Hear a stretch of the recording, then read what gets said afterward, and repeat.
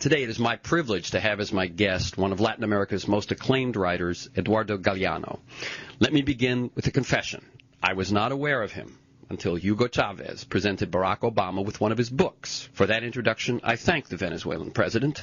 Galeano's works are a unique blend of history, fiction, journalism, and political analysis, and his life is so much more than that. Born in Uruguay in 1940, Eduardo Galeano began writing newspaper articles as a teenager. By the age of 20, he became editor-in-chief of LaMarcha.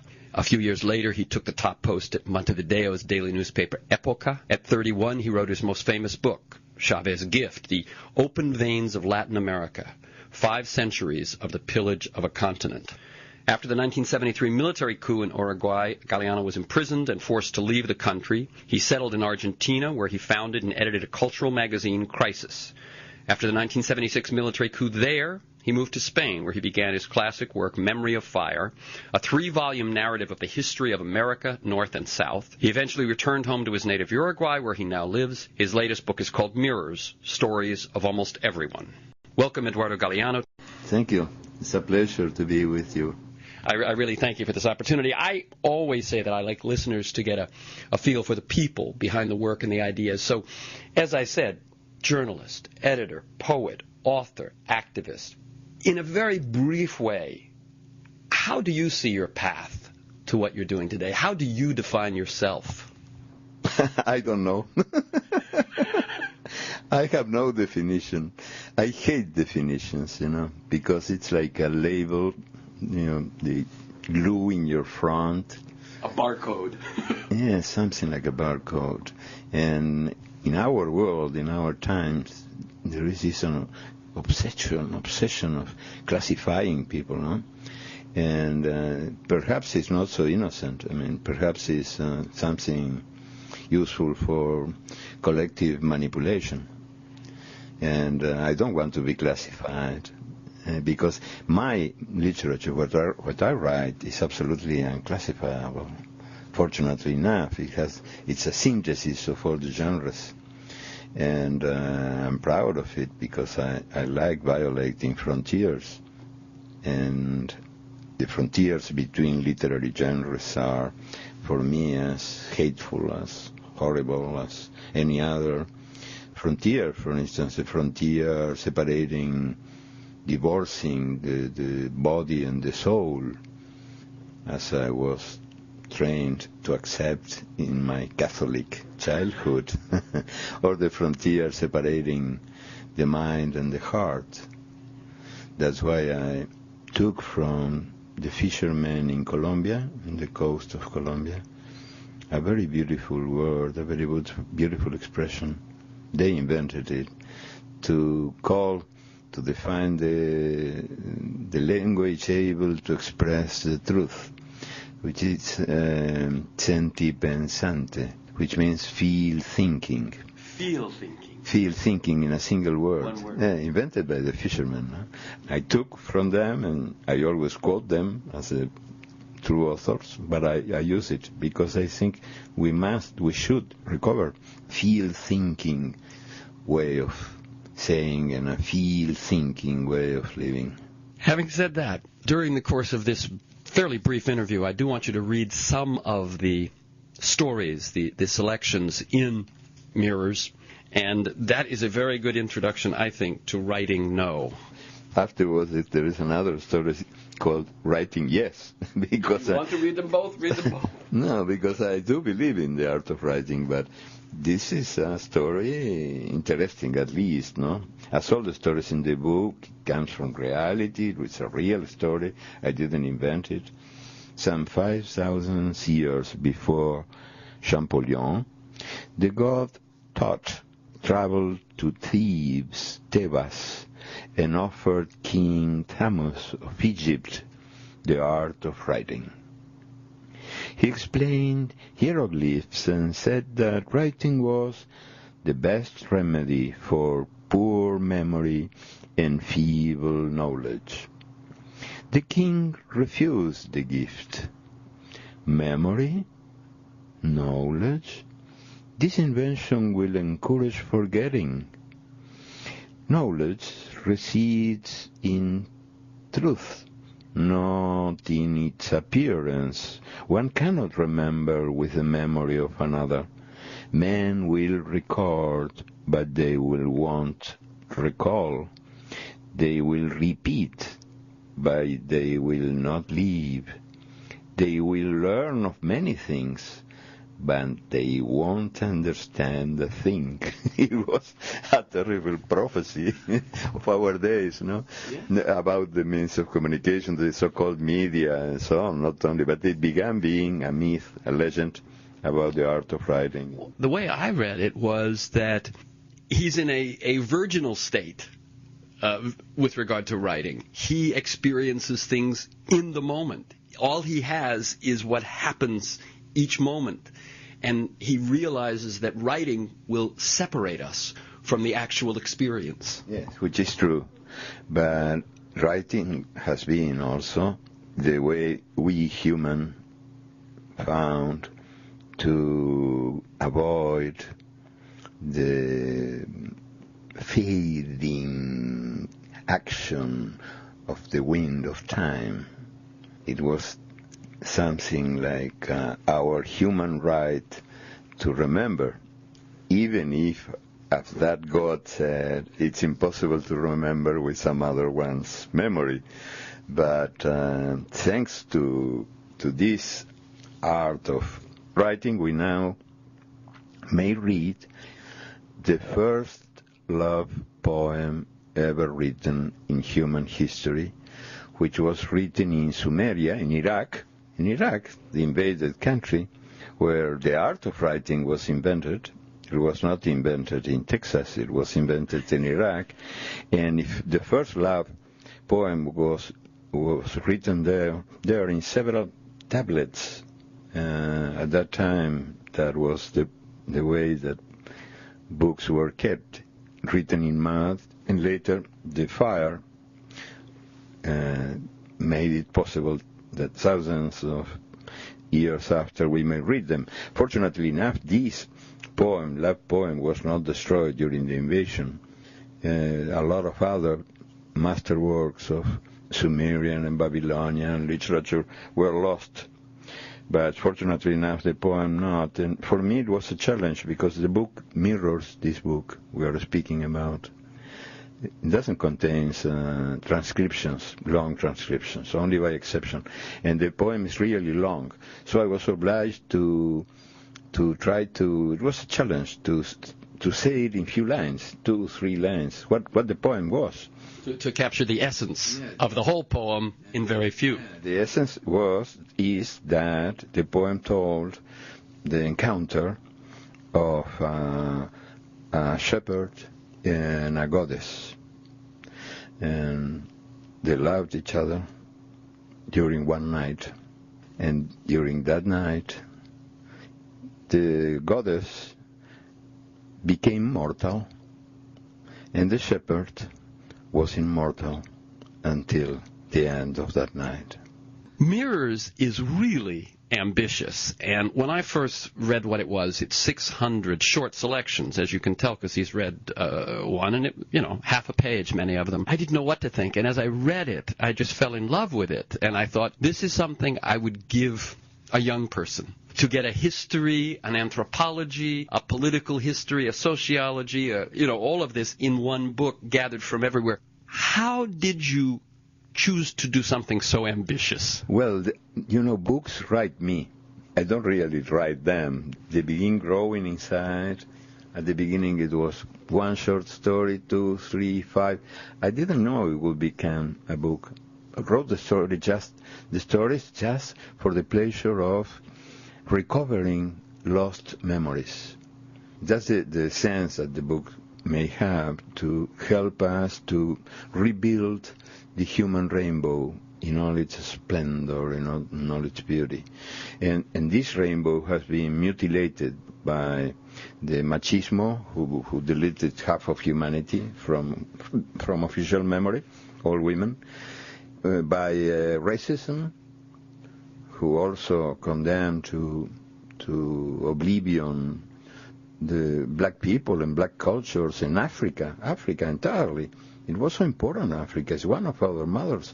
All from the northern part of the Americas up to the southern part, Africa has always had some influence.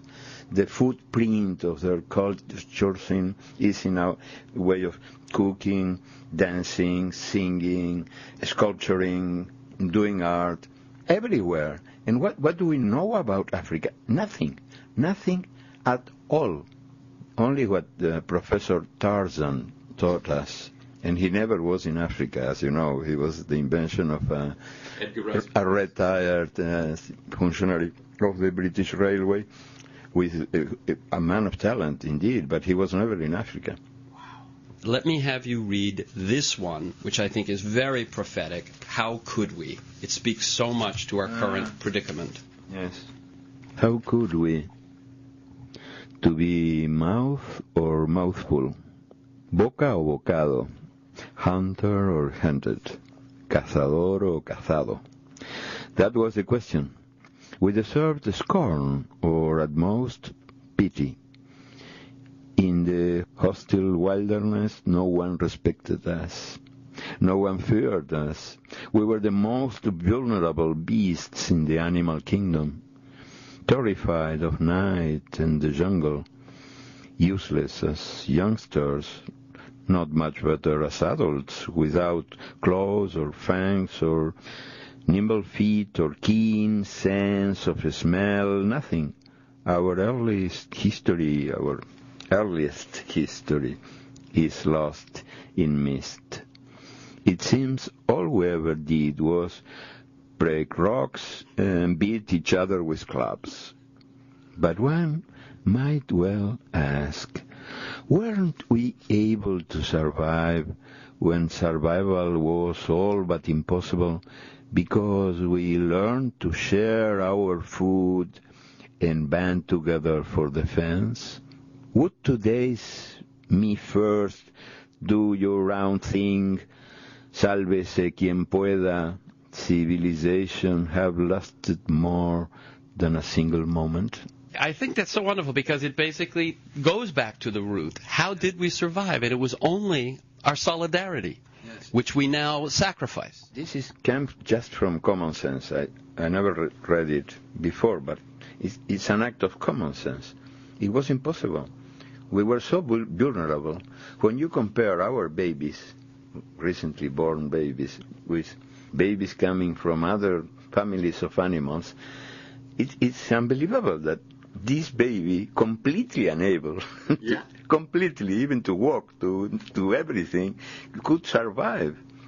Only if this baby, our ancestor, had been able to build some solidarity web to protect him or her. And without solidarity, we would not be alive here on Earth. No?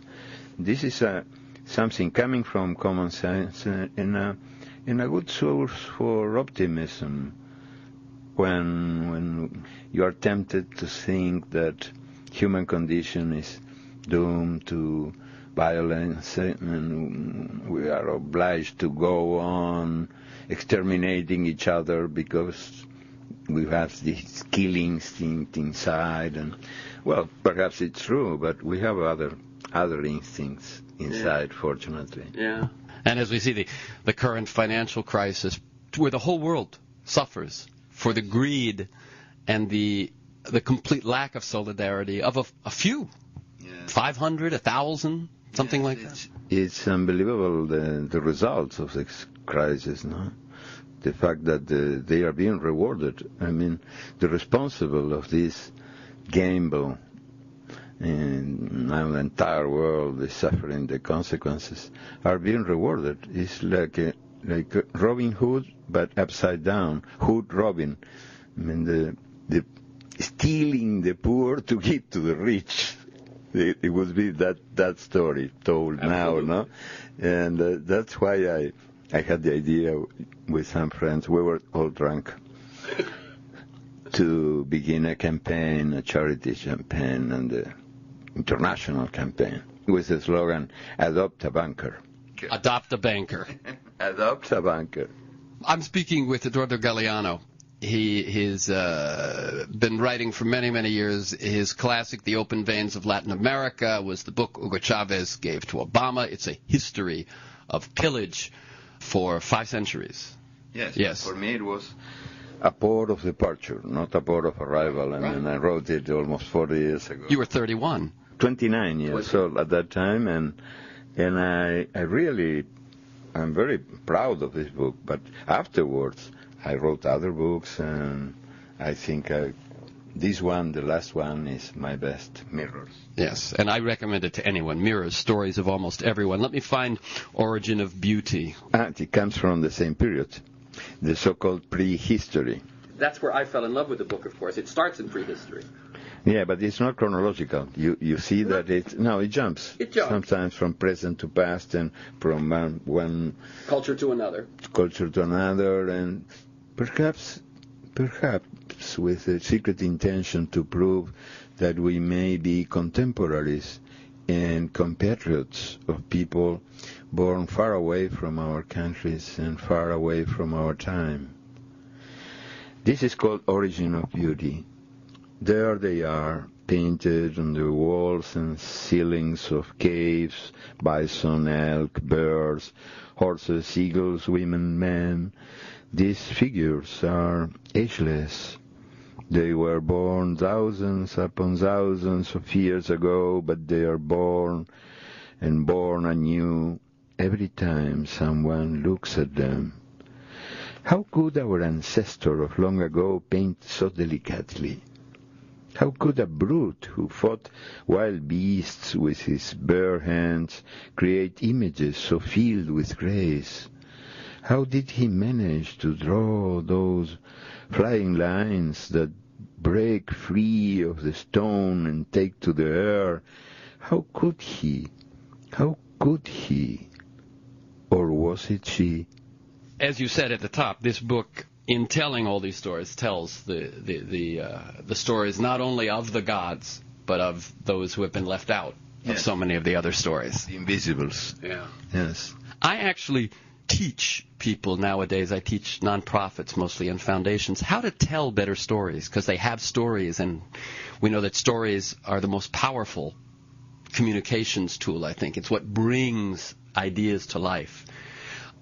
Talk just a little bit of story. What is a story? What makes a story, or makes a story powerful, or makes a story work? It's the center of ceremony of communion between the storyteller and the story told, between the reader and the writer, it's unbelievable how powerful a story may be to transmit emotions, experiences, ideas. I know that the world was made of atoms, but it was also made from stories. We are made of stories. And the best way to connect with other people, to share memories and even ideas, is to tell ideas or memories through a concrete story, much more than the idea, in abstract terms. I'm reminded, I spent a little time in Ecuador in the rainforest.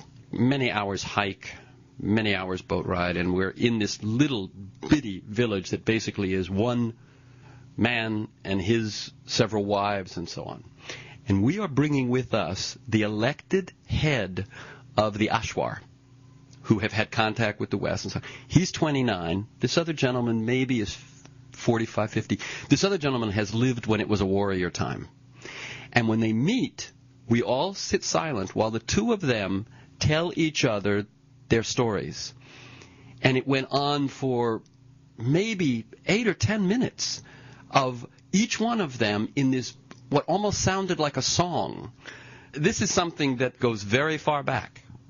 Sí, historias contadas y cantadas, told and sung, because literally is closely related to music. I believe in the music of languages, and this book is written over Secret River, a melody making it possible to tell so different, so diverse stories coming from different times and different places because of the secret river, which is flowing, a subterranean river made of music. I think this is how I imagine the book. In other words, as you're writing, and it took, I can imagine, years, you're saying that you had a sense that there was a river of song, a river of sound that you were moving through? Yes. And I certainly do it. Each page I write, as I write it once, twice, thrice, and I get a version that I think is more or less similar to my desire, to what I wish to say.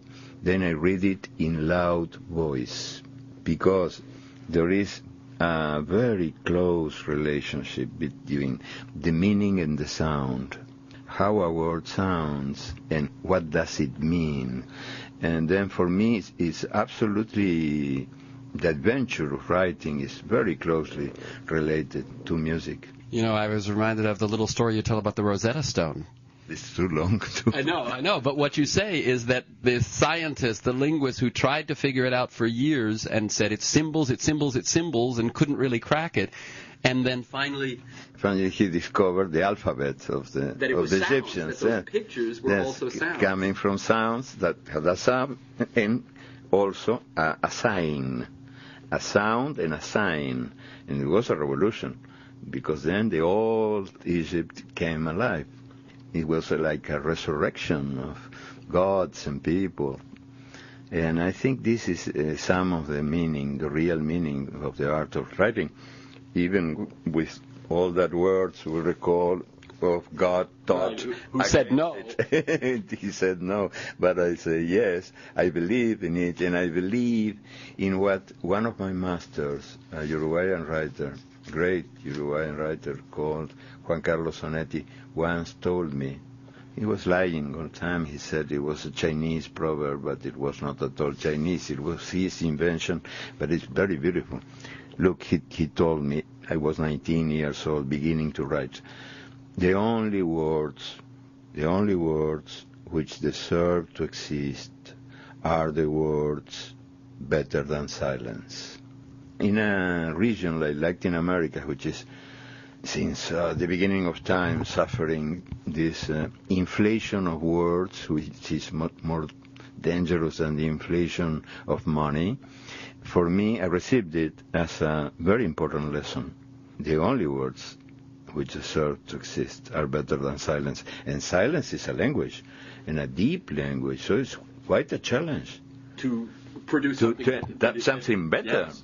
E. Cummings has a poem that I can't remember the words of, but it's very much that same thing. He says, all that is not singing, etc. And he said, and the greatest song of all is silence. I'm not getting it right, but it's one of my very favorite poems.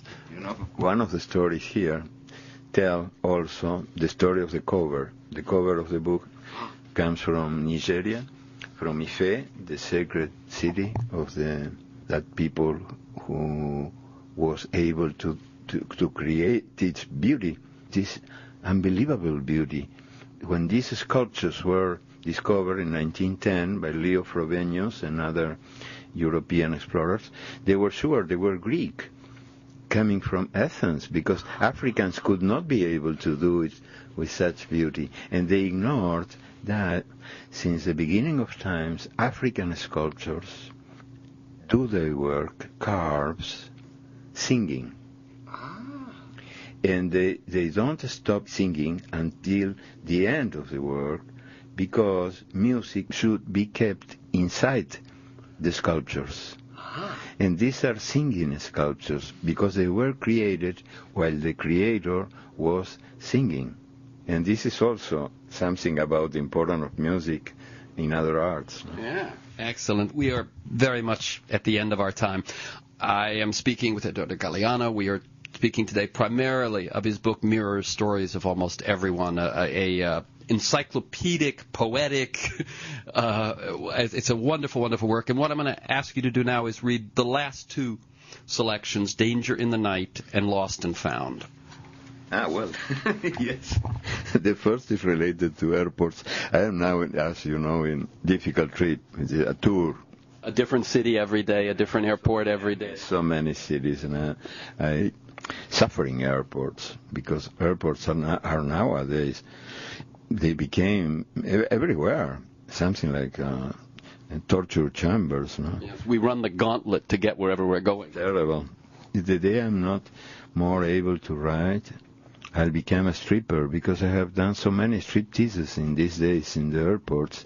Get off the shoes, off the belt, and I began naked, almost naked, and it was a new profession for my life, for my next life. Who knows? Danger in the Night is the first. 2 very short stories. Sleeping, she saw us. Elena dreamed we were waiting in line at an airport. A long line where every passenger had under the arm the pillow on which he or she had slept the night before. The pillows were sent through a dream-reading machine. The machine detected any dangerous dreams that threatened to disturb the peace. The 20th century, which was born proclaiming peace and justice, died bathed in blood. It passed on a world much more unjust than the one it inherited. The 21st century, which also arrived heralding peace and justice, is following in its predecessor's footsteps. In my childhood, I was convinced that everything that went astray on Earth ended up on the moon. But the astronauts found no sign of dangerous dreams, or broken promises, or hopes betrayed. If not on the moon, where might they be? Perhaps they were never misplaced. Perhaps they are hiding here on Earth, waiting, esperándonos. Thank you, Eduardo Galeano. Keep up the good work. Thank you. You have been very gentle.